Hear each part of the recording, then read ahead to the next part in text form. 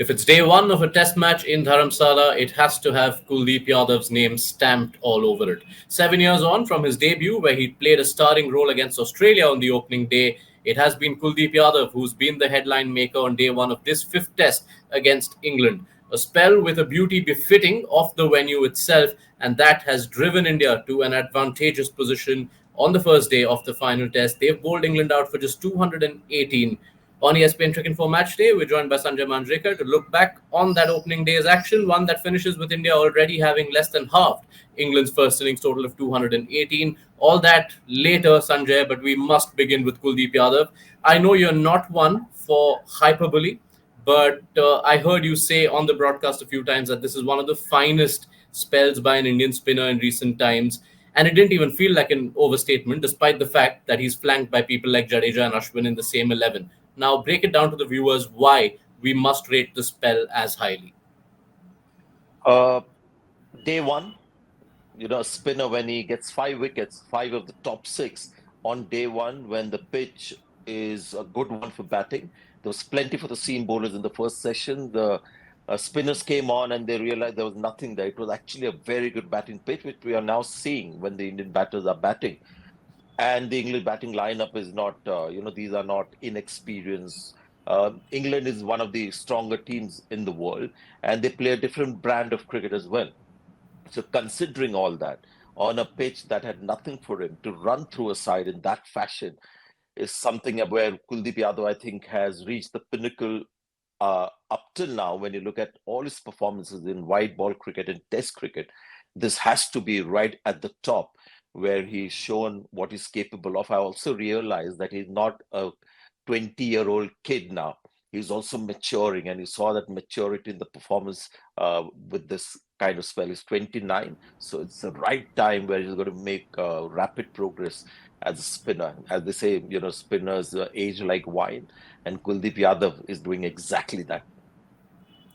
And this series already feels like that turning of a page, perhaps in Kuldeep's Test career, because 7 years on from that debut in Dharamsala, he'd actually only played 8 Test matches coming into this series, and never before the series had he ever been given a run of more than 2 matches on the bounce. Now he's played 4 in a row, and you're seeing an effect of that confidence. We've always felt Kuldeep is a bowler who, when his tail is up, he can do anything, and he's showing signs of that as this Test series has progressed. See, the thing with Kuldeep Yadav, his style of bowling until now was such that if you had a rank turner, in a home series, Jadeja and Ashwin were the perfect bowlers to exploit it, and two used to be enough. India also went to Jayant Yadav on occasions because you need somebody who just bowled accurately and exploited the pitch. Kuldeep Yadav is not the kind that will be a first choice on a rank turner. He'll be a first choice on a good batting pitch. And because he's now getting better as a bowler, he's quicker in the air, and hence, he is somebody that rushes you off the back foot as well. Earlier, that was an issue. He was a bit too slow off the pitch. So considering all that, now it's going to be tough for India to leave Kuldeep Yadav out, even when they're looking for two spinners, whether it's away or at home. And with Kuldeep Yadav, what you get that you don't quite as much get with Jadeja and Ashwin is that Kuldeep Yadav is not as reliant on the pitch as Ashwin and Jadeja are. So he gives you that option as well. It's an innings that finishes with India spinners having taken all 10, 4 wickets for Ashwin on his 100th Test. And we should spend a minute, Sanjay, on what was easily one of the cuter moments of the entire series. Once that final wicket falls, Kuldeep Yadav and R. Ashwin tossing the ball between each other, each telling the other, no, you do the walk, you take the ball, you take the honours.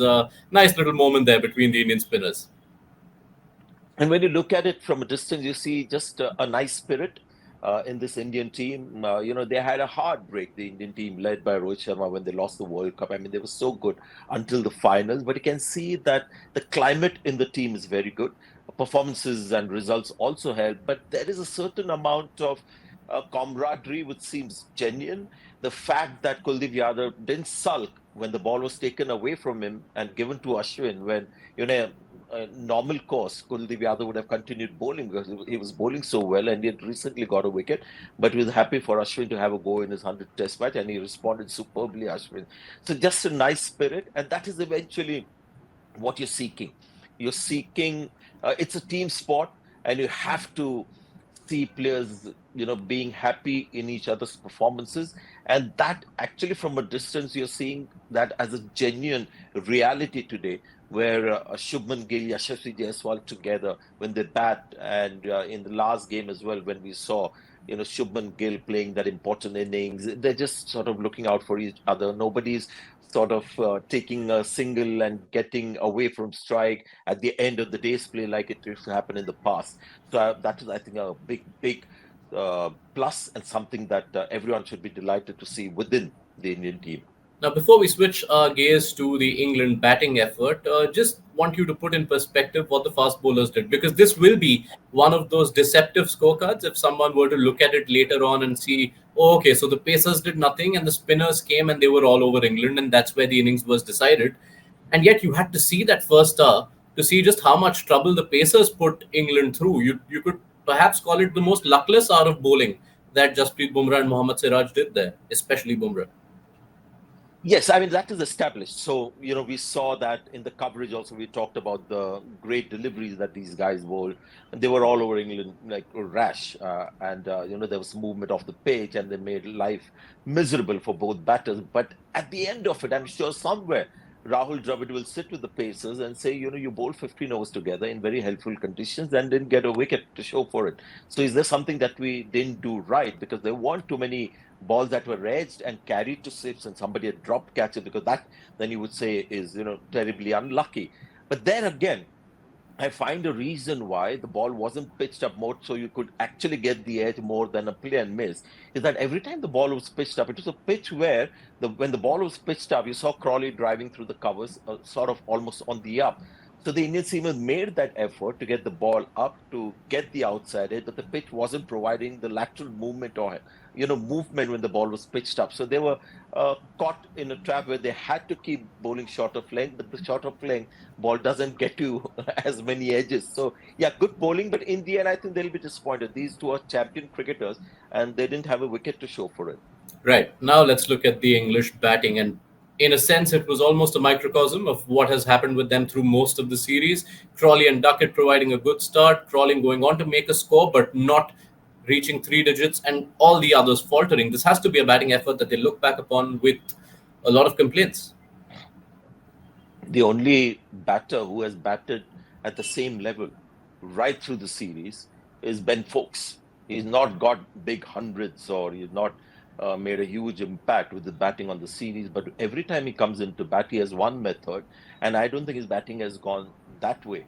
I mean, look at Ollie Pope after 196, and he's just added another 100 runs in the next 8 innings. Ben Duckett after 150, nothing much to show.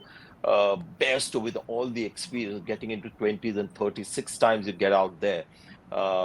Stokes has become such a shaky starter, so he looks really clueless right at the start. Doesn't want to play on the back foot, came on the front foot once, but again went back to a ball again where you feel he could have been on the front foot. So batting has been a severe letdown for England. Ben Stokes has managed his spin bowling efficiently enough, and he's created all the mystery around them with the field placement. But what has got exposed very badly has been England's batting, and Joe Root as well. For somebody, who's such a great player, got 100.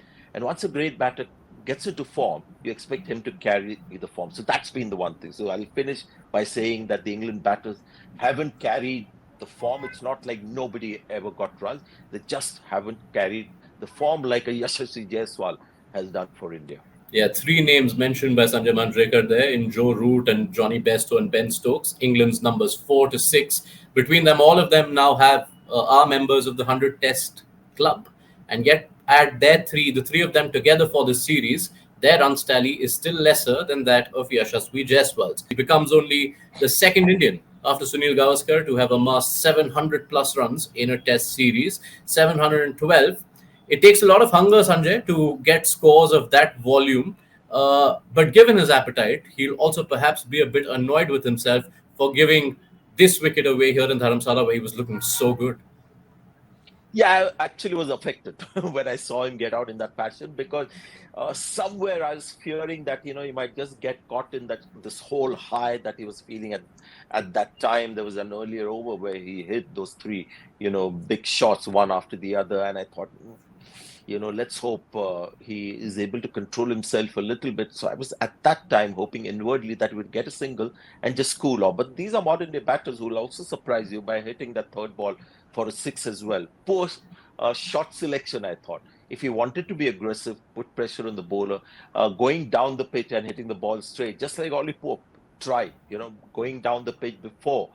He had seen the ball. The length wasn't the right one to step out to, nor was the trajectory as well. So poor selection of shot, but the way he starts off, that is the most enduring part of Yashasvi Jaiswal, somebody who's creating records with the number of sixes that he hits. That he shows that dead bat defense, where you get the feeling that he's actually enjoying just defending ball after ball, is something that sets him apart. A guy with the big game, but also enjoys defending, just like Cheteshwar Pujara did. Quite happy to be on two after facing 25, 30 balls. So, yeah, something special there. Yeah, and it's given us the common narrative through the series: Jess ball trumping Basball.